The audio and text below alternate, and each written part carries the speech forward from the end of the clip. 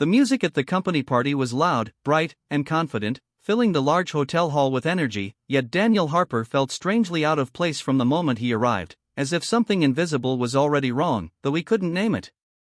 The party was meant to celebrate a successful year for the Chicago-based firm where both he and his wife Emily worked, and people smiled easily, holding drinks, talking about bonuses and future plans.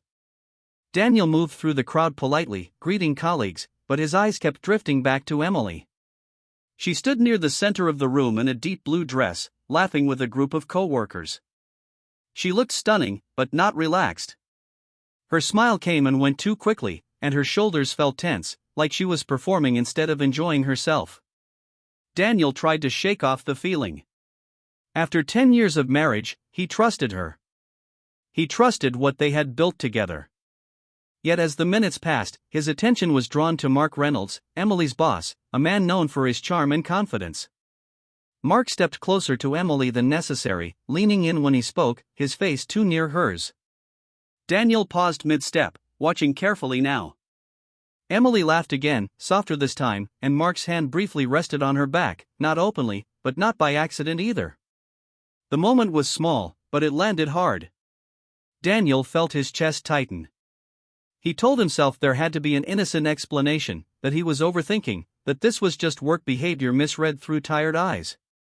But then Emily turned, and their eyes met across the room. In that instant, everything changed. Her expression shifted from warmth to shock, as if a light had been switched off inside her. She froze. Mark noticed her reaction and followed her gaze, finally seeing Daniel standing there, still and silent. Mark quickly stepped back, straightening his jacket, pretending nothing had happened. The music continued, people laughed, glasses clinked, but for Daniel the sound faded into a dull echo. His heart wasn't racing. That scared him more than anger would have. He nodded once, slowly, not accusing, not emotional, just acknowledging what he had seen. Emily's lips parted as if to speak, but no words came out. Daniel didn't wait. He turned and walked away through the crowd, past smiling faces unaware that something fragile had just broken. Each step felt heavy, yet steady. Outside, the cold night air hit his face, sharp and clear, grounding him. He stood still for a moment, breathing deeply, replaying the scene in his mind, not as a single event, but as a puzzle where many past moments suddenly fit together. Late nights Emily said were meetings, the way she had grown distant, the distracted look in her eyes at home. None of it screamed betrayal on its own, but together, it formed a picture he could no longer ignore. He didn't feel rage. He felt disappointment, deep and aching. Daniel got into his car and drove through the city lights, hands firm on the wheel, thoughts racing but controlled. He didn't know where the road would lead, only that going home immediately would break something inside him. By the time he reached their quiet neighborhood, his decision was forming, not about confrontation, but about control. He would not shout in public, would not beg for truth in a room full of strangers. He would face this in his own way, on his own terms. As he parked the car and sat there in silence, Daniel realized this night was not just about what he had seen, but about what he would choose to do next, and though the party continued behind him without pause, his life had already taken a sharp and irreversible turn. Daniel didn't rush to confront Emily that night. Instead, he drove home alone, the city lights blurring past, each red and green signal reflecting the storm of thoughts inside him, his hands gripping the wheel but his mind elsewhere, replaying every detail from the party, the laugh too soft, the hand too close, the sudden glance that spoke volumes. He didn't feel anger, it was quieter. Heavier, like a weight pressing down on his chest that left him breathless and alert all at once. By the time he arrived, the house was dark and still, except for the faint hum of the refrigerator and the distant sound of cars passing on their street. Emily came home later, silently, the door clicking softly behind her, and she froze when she saw him sitting at the kitchen table, a cup of tea in front of him, untouched, and a calm expression that betrayed nothing of what he had felt moments ago. She opened her mouth, hesitated, then sat down, the tension in her shoulders visible even in the dim light. Daniel finally spoke, quiet and steady, "I saw you." The words hung in the air, simple yet loaded, and Emily's eyes filled with tears immediately, as though she had been waiting for this moment but wasn't ready to face it. She didn't argue, didn't lie, only whispered that she hadn't known how to stop, how to step back when admiration and closeness had crossed boundaries without her noticing. Daniel listened, each word piercing him, but he stayed calm, letting her speak fully, absorbing her confessions without interruption. She explained how the distance that had grown between them, the late nights, the small neglects, had made her feel unseen, unappreciated, and how Mark's attention had seemed harmless at first, then more complicated, until it became something that neither of them had intended. He heard her sorrow, the regret and confusion, the longing to make sense of her own choices, and though his heart ached with every word, he didn't react with fury or confrontation. Instead, he allowed himself to feel the hurt, the betrayal, and the love that still lingered, tangled together in a mess of human emotion. When she reached for his hand, hoping for comfort or forgiveness, Daniel pulled back, not to punish but because he needed space to process, to understand what this meant for them both. He told her gently, "I won't fight tonight, but I won't pretend either," and the words carried a weight that neither anger nor tears could match. Emily remained crying softly, realizing that the moment had passed into a turning point, where consequences weren't about punishment but about choices and understanding. Daniel spent the night on the couch, staring at the ceiling, the tea growing cold, the silence around him filled with unspoken thoughts and memories of happier times, wondering who he was now and what their marriage could become.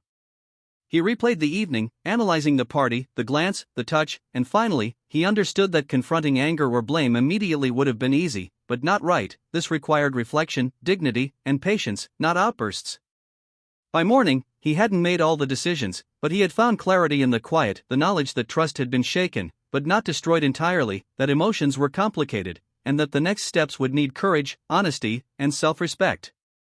As the sun rose, Daniel remained on the couch, listening to the soft sounds of the house waking, feeling the ache of heartbreak and the strange peace of choosing not to explode, understanding that sometimes the hardest battles are fought within, silently, with patience, and that this night would shape the man he was about to become, a man who could respond to betrayal with calm, thoughtfulness, and emotional strength rather than rage. By Monday, the office was buzzing with whispers, rumors, and subtle glances, all eyes on Daniel Harper, who had walked in calmly, almost serene, while others braced themselves for confrontation, angry words, or a dramatic showdown that everyone assumed would come after last week's company party. Daniel, however, had no interest in drama. His mind had been working non-stop since that night, sorting through emotions, memories, and the bitter taste of betrayal, and he had decided that whatever action he took would be deliberate, measured, and aimed at preserving his dignity rather than satisfying the office gossip. He requested a meeting with senior leadership, and while speculation grew outside the conference room, Daniel stepped inside with calm precision, ready to address the situation not as a personal vendetta but as a matter of professionalism and integrity. He spoke plainly, emphasizing the importance of boundaries in the workplace, the responsibility leaders held in maintaining trust, and how personal choices, once blurred with professional power, could ripple outward to affect the entire company. He presented evidence, quietly and clearly, without emotion or exaggeration, ensuring that the focus remained on facts, fairness, and the ethical standards expected of everyone, including those at the top. As he spoke, he didn't glance at Emily or Mark, didn't offer accusations laced with spite. He maintained a tone of calm authority, letting the truth speak for itself. The room, filled with executives and colleagues who had anticipated a dramatic scene, felt a sudden shift, a quiet that was heavier than any shouting match could have created. People realized that Daniel had taken control of the situation not with anger, but with measured professionalism, and that stunned them more than any public confrontation could. After he presented his points, clarified the situation, and answered questions with clarity and composure, he dropped a decision that none had expected. He submitted his resignation. There were gasps around the table. Whispers surged like a wave. He didn't request severance, didn't demand apologies, didn't seek revenge. He thanked them for the opportunities he had been given, acknowledged his years at the company, and left the room with quiet dignity. The air was thick with astonishment, not anger. His resignation wasn't just a statement of leaving a job, it was a declaration of self-respect, a refusal to remain in a place where trust had been compromised and personal betrayal had occurred in the shadow of professional life. That afternoon, Daniel returned home, but he didn't rush to confront Emily or demand explanations. Instead, he packed a small bag, not in haste or anger, but with deliberate calm, preparing to create space for himself, a chance to remember who he was outside the confines of a relationship shaken by betrayal and an environment corrupted by blurred lines of personal and professional ethics. Emily watched from the doorway, her face pale, eyes wide with fear, shame, and regret, expecting confrontation, expecting recrimination, expecting a storm she could not control. But Daniel's demeanor surprised her. He spoke softly, explaining that he needed time, space to think, and space to rebuild himself, not with anger or vindictiveness, but with clarity and peace.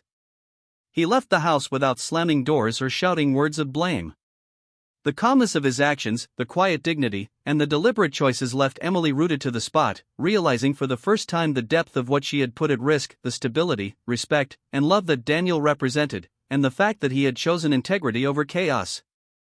As Daniel walked out into the late afternoon light, the streets of Chicago stretching ahead, he felt a mixture of pain and relief, heartbreak and liberation, understanding that leaving the environment where the betrayal had occurred was essential not only for healing but also for reclaiming his sense of self-worth. The office, the rumors, the gossip, even the fractured trust of colleagues, had all become secondary to the internal journey he had begun, to heal, to reflect, and to grow. Daniel spent the drive thinking through every detail of his life, his marriage, the subtle shifts in Emily's behavior over months, the distance that had grown between them, and his own role in allowing moments of neglect or distraction to creep in. He realized that people often overlook the quiet cracks in relationships until they become visible in dramatic, unavoidable ways. He had not acted rashly, and that decision would define him more than any confrontation could. By choosing calm over chaos, clarity over fury, and dignity over revenge, he had stunned not only his colleagues but himself, discovering a strength he hadn't fully known existed. The act of leaving, of stepping away from a life that had been comfortable but now felt compromised, was an assertion of self-respect. It was the first step in a process of rebuilding that would require patience, reflection, and courage. He knew that leaving Emily and the office did not erase the hurt, nor did it immediately answer questions about their future, but it established boundaries essential for both healing and personal growth. That evening, he found a modest apartment in Seattle, far from the office gossip and the painful reminders, and began a new chapter, consulting for small companies, reclaiming the rhythm of his own life, and finding solace in work that demanded focus, not emotion. Emily, meanwhile, grappled with the emptiness left behind not just by his absence, but by the realization that her choices had consequences far deeper than she had imagined. She transferred departments, tried to immerse herself in work, yet the success felt hollow without Daniel's presence, without the sense of partnership and understanding they had shared. Mark Reynolds faced professional repercussions, quietly removed from the company, leaving Emily to confront the reality of what her lapse in judgment had cost her both personally and professionally.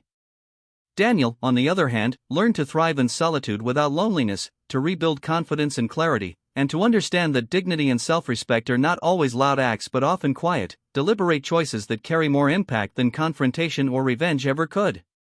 By resigning calmly, handling the situation with professionalism, and walking away from betrayal without losing himself, Daniel set an example that left colleagues shocked, inspired, and reflective, proving that true strength lies not in anger or retaliation, but in grace, self-awareness, and the courage to choose oneself when circumstances demand it, creating a story of heartbreak turned into empowerment, pain transformed into growth, and dignity asserting itself quietly yet powerfully in a world that had expected chaos, scandal, and drama. Through all of this, Daniel discovered that the hardest choices are not those made in public spectacle, but those made in private, silently, with unwavering focus on the kind of person one wants to be, a man who does not allow betrayal to define him, who leaves toxicity behind without burning bridges unnecessarily, and who reclaims his life with patience, reflection, and quiet determination, ultimately leaving everyone stunned not with fury, but with the rare, unforgettable power of composed strength and emotional clarity. Months passed, and life unfolded in ways neither Daniel nor Emily could have predicted, as the shock of his calm resignation and deliberate departure settled into reality and reshaped both their lives, leaving ripples that extended far beyond the office and their home. Daniel built a new life in Seattle, working as a consultant for small companies, embracing projects that challenged him and allowed him to focus on his own growth, not on the pain of betrayal he had endured. He discovered the freedom that came from living without constant worry over someone else's choices, finding peace in routines, small victories, and quiet moments alone, learning that being alone did not mean being lonely. Emily, meanwhile, faced the consequences of her actions. Mark Reynolds was no longer at the company, leaving her to navigate her career without the influence and attention she had once sought. She transferred departments, immersed herself in work, and tried to reclaim a sense of purpose, but the satisfaction of promotions and praise felt hollow, like echoes in an empty room. The absence of Daniel, the man who had been her partner in life and love, weighed heavily on her, and she began to realize the depth of what she had jeopardized, the trust, respect, and steady affection he had always offered. One rainy afternoon, Emily reached out to Daniel, sending a simple message, unsure of whether he would respond, and uncertain of her own intentions beyond wanting closure and perhaps forgiveness. They agreed to meet in a quiet cafe, a neutral space where neither could feel trapped by the past. When they saw each other, both were changed. Daniel had a calm confidence born of months spent rebuilding himself, and Emily carried the weight of regret, tempered by a desire to make amends. She apologized, not expecting reconciliation, but because it mattered to acknowledge her mistakes and take responsibility, and Daniel listened without judgment, understanding that forgiveness was a gift he could give without reopening wounds. They spoke openly, honestly, about what had happened, about their choices, and about how much time had changed their perspectives, realizing that some things could never be undone, but that acknowledgement and honesty could bring a form of peace neither had anticipated. They did not decide to reunite as a couple, understanding that the path to healing required distance and reflection, yet the conversation allowed both to release lingering tension, resentment, and guilt, replacing it with clarity and acceptance. As Daniel left the cafe, he felt lighter, a sense of closure washing over him, stronger than any vindictive act could have provided. He had chosen dignity, self-respect, and personal growth over drama, public spectacle, or revenge, and in doing so, he had stunned everyone who had expected anger, confrontation, or chaos, proving that quiet strength and deliberate choices often speak louder than shouting or retaliation. Emily remained in the cafe for a few moments longer, reflecting on how much she had learned, realizing that true understanding comes not from what is lost, but from how one responds to loss and betrayal, and that respect and integrity hold far more value than fleeting attention or misguided attraction. Daniel continued his life in Seattle, embracing the challenges and joys of independence, finding fulfillment in work, friendships, and self-discovery, and understanding that the calm, measured way he had handled betrayal had given him not only peace but a renewed sense of identity. He discovered that leaving behind what was harmful or untrustworthy does not diminish love or humanity, but instead reinforces the importance of boundaries, personal values, and emotional strength. The story of that night at the company party, the quiet confrontation at home, and the professional yet composed resignation became a turning point that shaped both their futures. Emily confronted the consequences of her choices and grew more self-aware, while Daniel learned that forgiveness, dignity, and calm decisiveness can transform heartbreak into empowerment. Through this, they both realized that life's most important lessons often come from moments of betrayal and loss, not through public spectacle or dramatic revenge, but through reflection, courage, and deliberate action. By choosing to meet with honesty, to speak without accusation, and to leave the past behind without bitterness, Daniel had created a lasting example of emotional maturity, self-respect, and the power of calm in the face of personal turmoil. Emily's apology, Daniel's listening, and their mutual acceptance of what could no longer be changed brought a quiet, emotional closure, allowing both to move forward with lives shaped not by mistakes, but by the strength of how they responded to them. Daniel's life in Seattle flourished, filled with meaningful work, personal growth, and the quiet confidence of someone who had faced pain, heartbreak, and betrayal, yet refused to let it define him. He discovered the subtle joys of independence, the power of self-respect, and the importance of creating a life aligned with personal values rather than reacting to hurt. Emily, left to reflect on her own choices, learned humility, the significance of trust, and the realization that some losses are permanent, yet the lessons they teach can shape a better future. In the end, the story concluded not with anger, revenge, or drama, but with grace, emotional intelligence, and the rare strength of choosing oneself over chaos, leaving everyone who knew of the events quietly stunned by the calm, measured, and profoundly human way Daniel handled betrayal, heartbreak, and the complex emotions of love lost, proving that sometimes the most dramatic impact comes not from confrontation, but from integrity, dignity, and the courage to move forward.